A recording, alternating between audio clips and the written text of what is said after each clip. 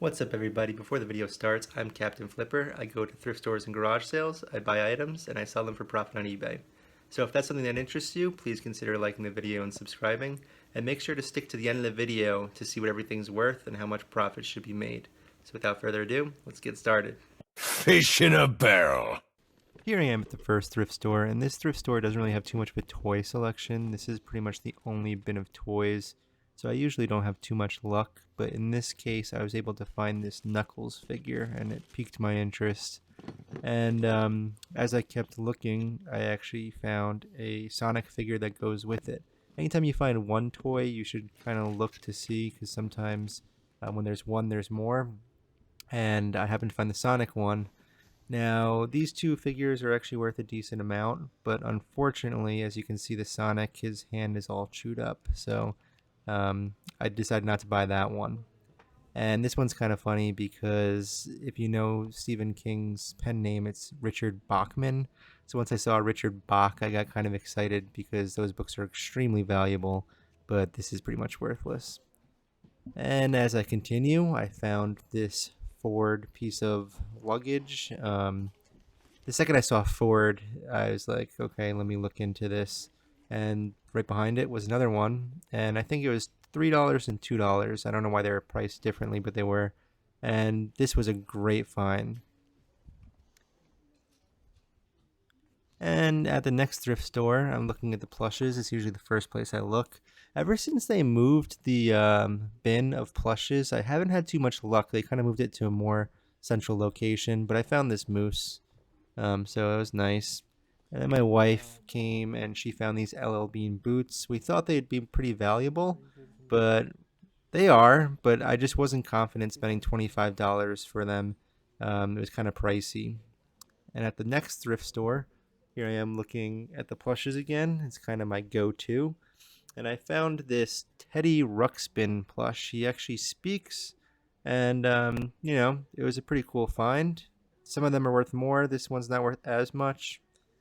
And then here is a purchase that I kind of regret. So you can see they're pretty old buttons, and I was like, oh, maybe there's some buttons that are really worth something in here. And I mean, I probably should have opened the bag and really inspected them. But for $3, I was like, you know what? Let me just buy them. I'll just lot them up if it's not worth anything. And they're kind of like cheap tin buttons, so I kind of regret that.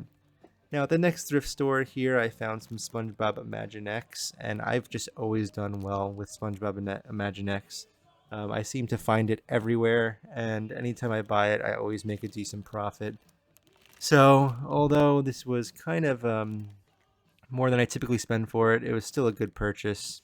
So I was pretty happy with that. And then we found some Minecraft figures. These are actually pretty big. For $8.50, it was still worth the purchase. That Enderman is worth a decent amount, and so is that zombie warrior, or I forget what you call him. But yeah, it was just a decent purchase overall. Pretty happy. And we're back, Reno, from another day of thrifting. I went to 3 stores and I didn't find too many things, but I was pretty happy with the things I found. Some of them were pretty cool, unique items, and the profit on them should be pretty good. So without me talking too much longer, let's get into it.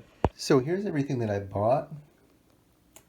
And starting with the first store that I went to, I'll start with the first thing that I found, which was this Sonic SpaceX Knuckles figure. And you saw that I found this along with the Sonic.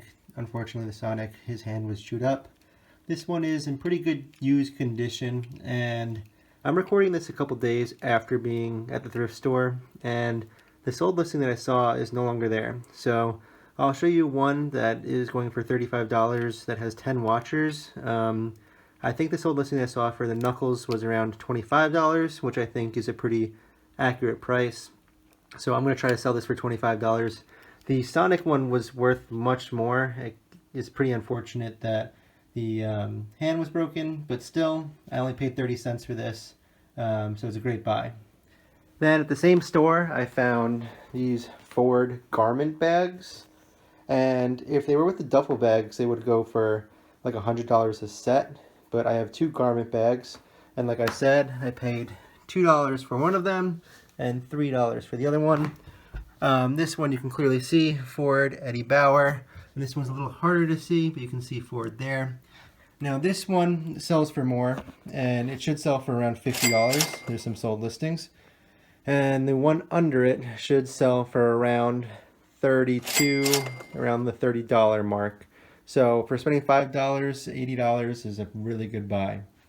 At the next thrift store, I found this Dakin 1978 moose plush.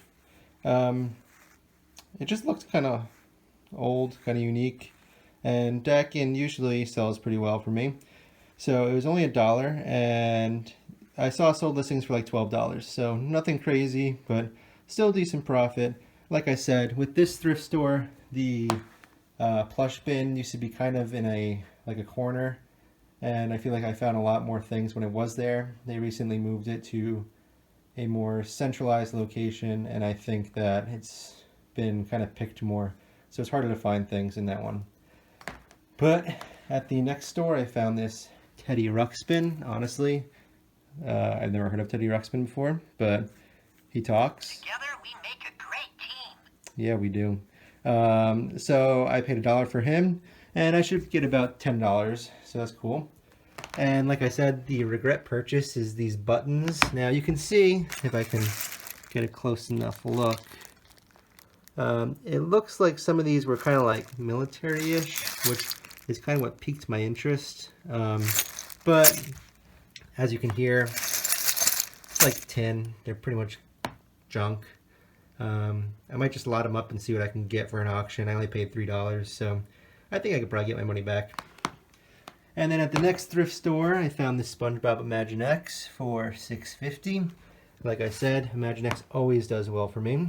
And this boat's kind of cool. You push it down, and it kind of revs. So the SpongeBob Pilot with the boat sells new for like $35, but pre-owned for around $22. So I'm probably gonna try to get $20 for it. And then just this figure alone sells new for $10. I'm gonna try to get, I don't know, I'll try to get 8. If I have to lower it, I will. So for $6.50 is worth the purchase. And lastly were these Minecraft figures. They're pretty big. This one's almost a foot long. I paid $8.50 for them. And the zombie one should sell for about $10. It doesn't look like that one really has much of a demand, but I think I can get $10 if I leave it listed for a while. But this one, this is where the money's at.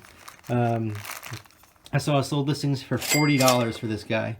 There are other ones that have like kind of triangle looking hands, which weren't valuable, but this one is a valuable one. And yeah, there's sold listings for $40, so this was also a great buy. Minecraft always does pretty well. And that's it for today, guys. Thank you so much for watching. And honestly, thank you guys to everyone who subscribed.